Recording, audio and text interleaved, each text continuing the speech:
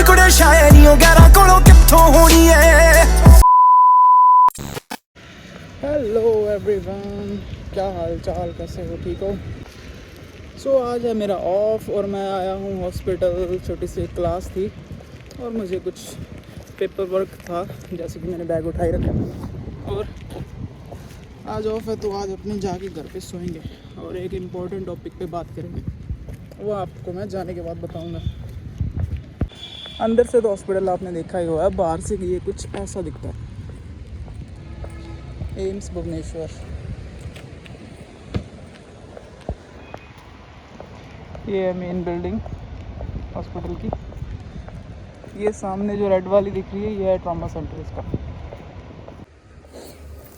और ये है एम्स भुवनेश्वर का नर्सिंग कॉलेज।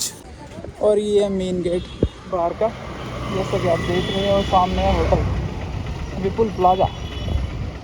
और इस तरफ है ओपीडी सारी। ये लोगो आपने बहुत देखा होगा ना, ये सारी ओपीडी है इस तरफ। ये है बाहर का गेट। और अभी अपने जा रहे हैं घर। अभी अपने जा रहे हैं घर और घर पे जाके बात करता हूँ आपसे। Bye bye. अबे जल्दी बोल, कल सुबह पनवेल निकल। Hello everyone, so welcome in a new video. अभी अपने आ चुके हैं घर पे एंड खाना खुना खा के चेंज करके अभी थोड़ी देर में रेस्ट करेंगे। और उससे पहले मैंने सोचा चलो वीडियो कंप्लीट कर देते हैं ना, क्योंकि आज मेरा ऑफ है।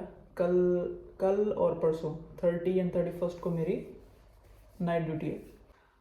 बेसिकली आज अपने बात करेंगे मेरी जर्नी के बारे में, कैसे कॉलेज से और नॉर्थ सिलेक्शन तक की क्या क्या कुछ जर्नी थी, कैसा रहा, क्या कुछ था, वो सारी बात करेंगे। मुझे काफ़ी सारे मैसेजेस आ रहे थे वैसे इंस्टाग्राम पे भी, और कमेंट्स आ रहे थे यूट्यूब पे, भैया कैसे तैयारी करनी है, क्या करना है। वैसे तो पिछली वीडियो में जैसे मैंने बताया था क्या कुछ है क्या नहीं है, बेसिकली तो वही है।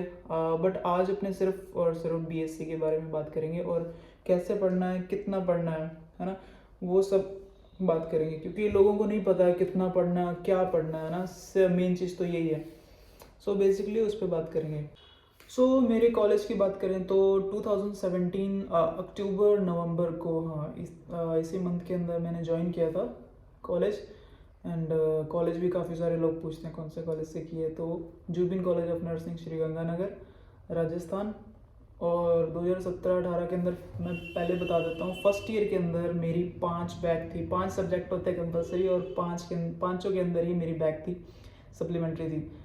और उसके बाद सेकेंड ईयर में भी एक बैक थी। और सेकेंड ईयर तक मैंने पहले फर्स्ट ईयर वाली 5 और मेरे सेकेंड ईयर की जो एक बैक थी वो भी क्लियर की। और उसके बाद मैं थोड़ा बहुत पढ़ने लग गया। थर्ड ईयर में कोई बैक नहीं आई, फोर्थ ईयर में भी कोई बैक नहीं आई। उसके बाद क्या हुआ, उसके बाद मेरा एक फ्रेंड है रोहित सिंह। वो अभी जम्मू एम्स में है, मेरे साथ ही उसका सिलेक्शन हुआ है। उसको जम्मू एम्स मिला, मुझे भुवनेश्वर एम्स मिला। उसके कहने पर ही मैंने प्रिपरेशन स्टार्ट की थी। 2022 में ही ऑलमोस्ट स्टार्ट की थी। 2021 दिसंबर में हमने बुक्स मंगवा ली थी, जैसे टारगेट हाई और पीआर यादव वगैरह। वो मेरे से पहले से स्टडी कर रहा था, तो काफ़ी कुछ मैंने उससे सीखा, उससे पूछा अभी कैसे पढ़ना है कैसे नहीं। काफ़ी कुछ मुझे तब पता चला। और उसके बाद ही मैंने प्रिपरेशन स्टार्ट की 2022 जनवरी से। जैसे कि आपको मैंने बताया मेरा फर्स्ट ईयर का रिकॉर्ड कैसा था, सेकंड ईयर का कैसा था, तो आपको पता लग गया होगा कि मैं कुछ खास पढ़ने में मेरी दिलचस्पी नहीं थी शुरू से ही। ठीक है। बट जब मैं पढ़ता हूँ तो मुझे इतना टाइम देना नहीं पड़ता किसी चीज़ के लिए। थोड़ा सा जल्दी कैच कर लेता हूँ मैं चीज़ों को, बस इतना सा ही है। ये चीज़ मेरे लिए बहुत ही फ़ायदेमंद रही हमेशा ही एग्ज़ाम क्लियर करने के लिए, क्योंकि जो भी चीज़ मैं पढ़ रहा हूँ, क्योंकि जो भी चीज़ मैंने पढ़नी है या मैं पढ़ना चाहता हूँ वो जल्दी इजीली याद हो जाती है। मेनली चीज़ें यही ज़रूरी है। और एग्ज़ाम क्लियर करने की बात करूँ तो मेनली आपको ये पता होना सबसे ज़्यादा ज़रूरी है कि एग्ज़ामिनर एग्ज़ाम के अंदर क्या पूछने वाला है, क्या वो पूछ रहा है और हमें उसका जवाब किस तरह देना है ना। ये चीज़ें आपको एक्सपीरियंस के साथ ही पता चलेंगी। जैसे आप टेस्ट वगैरह दोगे, टेस्ट सीरीज से या अपनी किसी भी बुक से आप क्वेश्चन सॉल्व करोगे, तो आपको पता लगेगा धीरे धीरे जितना आप हार्ड चीज़ को बना रहे हो उतना हार्ड असल में वो है नहीं। क्वेश्चंस वहाँ पे बेसिक नॉलेज से रिलेटेड ही आपको पूछे जाएंगे। बहुत ज़्यादा क्रिटिकल थिंकिंग के क्वेश्चन बहुत कम आएंगे। एनक्लेक्स बेस्ड क्वेश्चन आते हैं बट बहुत ही बेस से रिलेटेड क्वेश्चन आएंगे हमेशा। बहुत ज़्यादा सुपरफिशियल भी नहीं और बहुत ज़्यादा हाई लेवल के भी क्वेश्चन वो नहीं देंगे। हाँ, सो बेसिकली अब तक तो जितने एग्ज़ाम हुए हैं नॉर्सेट के उनमें तो सभी में यही हुआ है कि बेस को लेकर वो ज़्यादा क्वेश्चन पूछते हैं हमेशा।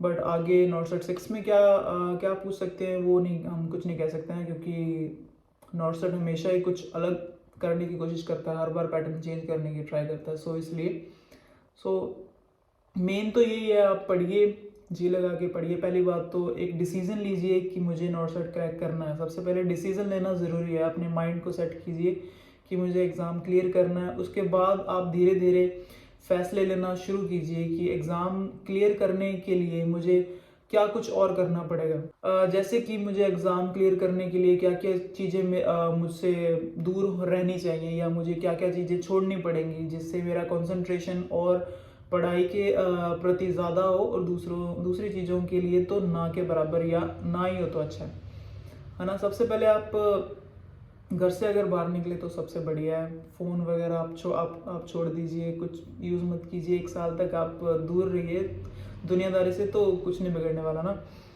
तो अगर 1 या 2 साल में आप प्रिपेयर कर लेते तो बहुत अच्छी बात है ना, बहुत अच्छा है, क्योंकि लोगों को काफ़ी ज़्यादा टाइम लग जाता है। मेरी पर्सनल थिंकिंग ये है कि हमें ज़्यादा अपना जो वक्त है, जो समय है, वो किसी भी गवर्नमेंट एग्ज़ाम के लिए इतना ज़्यादा समय नहीं देना चाहिए, या कुछ और अदर ऑप्शंस हमें ढूंढने चाहिए। क्योंकि ये लाइफ, ये टाइम जो हमारे पास अभी है 21, 22 एज या 23 है ना, जैसे कि मैं अभी 23 का हूँ, तो ये लाइफ और ये टाइम है जो हमारे एज का, ये वापस नहीं आएगा ना। सो ये बहुत ही प्रीशियस टाइम है। सो इसे थोड़ा एन्जॉयबल बनाइए, थोड़ा सा इसको इम्प्रूव कीजिए। सारा टाइम बुक्स के अंदर मत घुसे रहिए। सारा कुछ होने के बाद मैंने जब प्रिपरेशन स्टार्ट की 2022 के अंदर, मैं आपको बताता हूँ, आप भी वैसे वैसे कीजिए। सबसे पहले तो मैंने डिस्ट्रैक्शन सबसे पहले दूर किए। जो भी डिस्ट्रैक्शंस होते हैं ना, वो सभी दूर किए। अपना सब कुछ अब टाइम पे प्रिसाइज किया, जैसे खाना पीना नहाना जो भी है, उसके बिना तो हम सार सकते हैं ना, बट पढ़ाई के बिना नहीं। यही मेरा रूटीन था। सबसे पहले क्या करना, आपको धीरे धीरे, मतलब मान के चलिए आपके पास अगर 1 साल है या 6 महीने भी हैं, तो आपको स्टार्ट करना है, बेस से स्टार्ट करना है। PR यादव बेस के लिए सबसे बेटर बुक है। ओके, उसके अलावा कई लोग टारगेट हाई भी प्रेफर करते हैं, बट वो अपनी अपनी चॉइस है ना। अगर आपका बेस अच्छा बन चुका है, अब आप, हाँ मतलब आपके टेस्ट सीरीज अगर आप कोई भी यूज़ कर रहे हो, मेरी तरफ से आप कोई भी यूज़ कर सकते हैं जो आपको अच्छी लगे।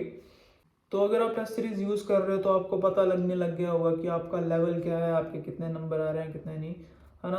उसके बाद अगर आप बहुत अच्छी तरह प्रिपेयर हो चुके हो, उसके बाद ही आप एनक्लेक्स उठाइए। अगर आपका बेस अच्छी तरह क्लियर हो चुका है तो वो आपको धीरे धीरे पता लग जाएगा जब आप टेस्ट दोगे और MCQ सॉल्व करोगे। MCQ सॉल्व करने के लिए आप PR यादव की ही MCQ की बुक भी ले सकते हैं, क्योंकि उसकी 2 बुक्स आती हैं, एक थ्योरी के लिए अलग आती है और एक MCQ के लिए अलग आती है। आप वो परचेज कर सकते हैं।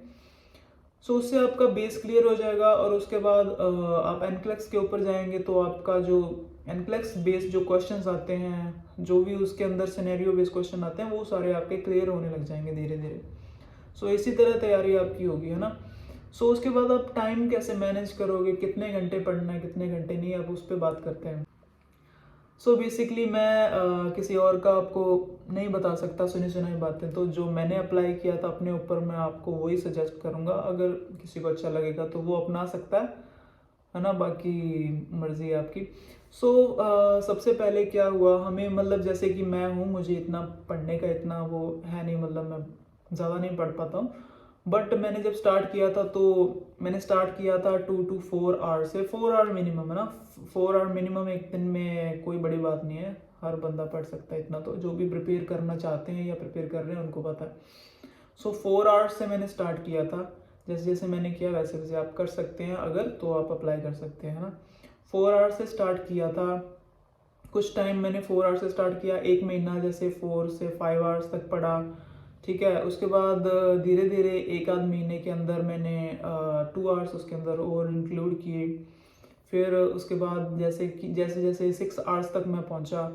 सो 6 आवर्स के बाद मैंने उसको 8 आवर्स तक ले जाने की कोशिश की, बट मैं नहीं ले जा पा रहा था। सो मैंने मेरे साथ जो भी अदर जो मैं एक्टिविटीज़ कर रहा था वो भी मैंने बंद की, और मैंने फिर 6 to 8 आवर्स भी स्टार्ट किया पढ़ना। सो 8 आवर्स तक मैंने पहुंचने के बाद फिर डिसाइड किया था कि अब मुझे जब 1 महीना रह गया था सिर्फ नॉर्सेट के अंदर, नॉर्सेट होने में सिर्फ 1 महीना बचा था, तो मैंने उस टाइम पे अपनी स्टडी को 8 आवर्स से 11 to 12 आवर्स तक ले जाने की पूरी कोशिश की। और मैं कहा डेली 12 तो नहीं, बट 11 आवर्स मैं डेली पढ़ लेता था लास्ट का 1 मंथ जो बचा था तब। सो लास्ट का 1 मंथ था जो 2022 का मेरा सितंबर से पहले का, तो मैं 11 आवर्स डेली 11 आवर्स डेली पढ़ता था। तो हम कैसे काउंट कर सकते हैं वैसे, अगर हमें पता होना चाहिए ना भी हम कितने घंटे पढ़ रहे हैं, तो कितने नहीं। तो आप क्या कर सकते हो, आप अपनी क्या कहते हैं स्टॉप वॉच का यूज़ कर सकते हो, वो स्टार्ट कर सकते हो। आपको पता लगता रहेगा भी आप कितना टाइम पढ़ रहे हो और कितना टाइम अदर एक्टिविटीज़ कर रहे हो। तो जब भी आप चेयर पे बैठे हो पढ़ना स्टार्ट कर रहे हो, तो तभी आप उस स्टॉप वॉच को यूज़ करो, उसको ऑन करो। और जब भी आप उठ रहे हो, चाहे वो पानी पीने के लिए उठ रहे हो, चाय पीने के लिए उठ रहे हो, नाश्ता करने के लिए उठ रहे हो, कोई भी चीज़ करने के लिए उठ रहे हो, तो सबसे पहले आप स्टॉप वॉच को ऑफ करो, ठीक है। तब आपने ऑफ किया, और जब आप दोबारा स्टडी करने के लिए बैठ रहे हो तब उसको ऑन करो। तो आपको एक प्रिसाइज टाइम पता लगेगा कि आप कितने घंटे एक्चुअली में पढ़ रहे हो। उस हिसाब से अगर आप 8 आवर्स 10 आवर्स 11 आवर्स लगाते हो एक दिन में, तो वो बहुत बड़ी बात है। सो आप एक बार ये तरीका मेरा अपना के देखिए, आपको रिजल्ट्स ज़रूर मिलेंगे। सो 2022 का जो नॉर्सेट था, मतलब हम ग्रेजुएट हुए थे, जुलाई के अंदर हमारा रिजल्ट आ गया था, और अगस्त के अंदर हमारा लाइसेंस आया था हमें सभी क्लासमेट्स का।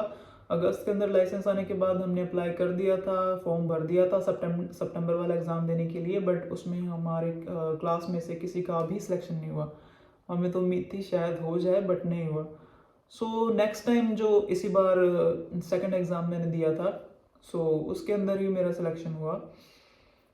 बट इस बार थोड़ा सा मैंने पढ़ना कम कर दिया था, उसके बावजूद भी सिलेक्शन हो गया, क्योंकि मैं एग्ज़ाम देना नहीं चाहता था। सो मैं बाहर जाने के लिए प्रिपेयर कर रहा था इंग्लैंड के लिए। सो मैं OET ज्वाइन कर ली थी मैंने। सो OET के दौरान मैंने 3 मंथ्स OET को दिए एग्ज़ाम से पहले। वो एग्ज़ाम अपना था अक्टूबर के अंदर ना, फाइनल, जो मेन एग्ज़ाम था अक्टूबर के अंदर था। तो सो मैंने उससे पहले 3 महीने पहले मैंने स्टडी छोड़ दी थी, जैसे कि मान लीजिए जुलाई अगस्त सितंबर, ये 3 महीने मैंने प्रिपरेशन की सिर्फ OET के लिए। सो मैंने नॉर्सेट की प्रिपरेशन उस टाइम छोड़ रखी थी, और उसके बाद सिर्फ मैं मेरे फ्रेंड के कहने पर ही मैंने एग्ज़ाम भरा, नहीं तो मैं एग्ज़ाम भी नहीं भरने वाला था इस बार। बट लकीली एग्ज़ाम प्री भी क्लियर हुआ, मेन भी क्लियर हो गया, और सिलेक्शन भी हो गया अच्छे रैंक के साथ हम दोनों का, मेरा और रोहित का। उसको जम्मू मिल गया, मुझे एम्स भुवनेश्वर मिल गया। सो क्या कह सकते हैं, प्रिपरेशन तो काफ़ी थी, बट उसके बाद लक भी काफ़ी आपको चाहिए, जैसा कि मेरे साथ हुआ। अगर आपका लक आपके साथ है तो आपकी प्रिपरेशन भी काम आ जाएगी आपके। अगर बहुत सारे लोग ऐसे हैं, बहुत किताबें पढ़ रहे हैं, बहुत बुक्स पढ़ रहे हैं, उनके पास नॉलेज की कमी नहीं है, एब्सोल्युटली ना, नॉलेज की कमी उनके पास बिल्कुल भी नहीं है, बट लक कहीं ना कहीं मैटर कर जाता है, एंड है ना, ये बहुत ज़रूरी बात है। So end of the day यही बात है कि आपका सिलेक्शन होना मैटर करता है, कितना पढ़ा, कितना आपको नॉलेज है, ये मैटर, आखिर में ये सब मैटर नहीं करता ना, क्योंकि बहुत सारी नॉलेज के साथ भी लोग बिना सिलेक्शन के बैठे हैं, आप सभी को पता है। सो सिलेक्शन लेना सबसे बड़ी बात है, और सिलेक्शन होना ही मेन बात है, आखिर में सभी को सिलेक्शन ही चाहिए। सो आप ट्राई कीजिए, धीरे धीरे सब कुछ होगा। अपने माइंड को प्रेशराइज मत कीजिए, आराम से स्टार्ट कीजिए, बेस से स्टार्ट कीजिए, धीरे धीरे 2 घंटे 3 घंटे से आदत डालिए। जैसे जैसे आपका एग्ज़ाम नज़दीक आएगा, आप अपने आवर्स को बढ़ाइए, अपनी थोड़ी स्किल्स के ऊपर थोड़ा सा काम कीजिए, है ना, और अपनी परफॉर्मेंस को उसी से आप बढ़ा सकते हैं, जैसे जैसे आप एक्सपीरियंस करेंगे और नई चीज़ों को। ठीक है। तो अपने आवर्स को ऐसे धीरे धीरे आप बढ़ा सकते हैं और स्टॉप वॉच का यूज़ कीजिए उसके अंदर, तो ज़्यादा आपको अच्छे रिजल्ट्स मिलेंगे। सो प्रिपेयर करिए और सिलेक्ट होइए जल्दी जल्दी। Thank you so much, take care, bye bye.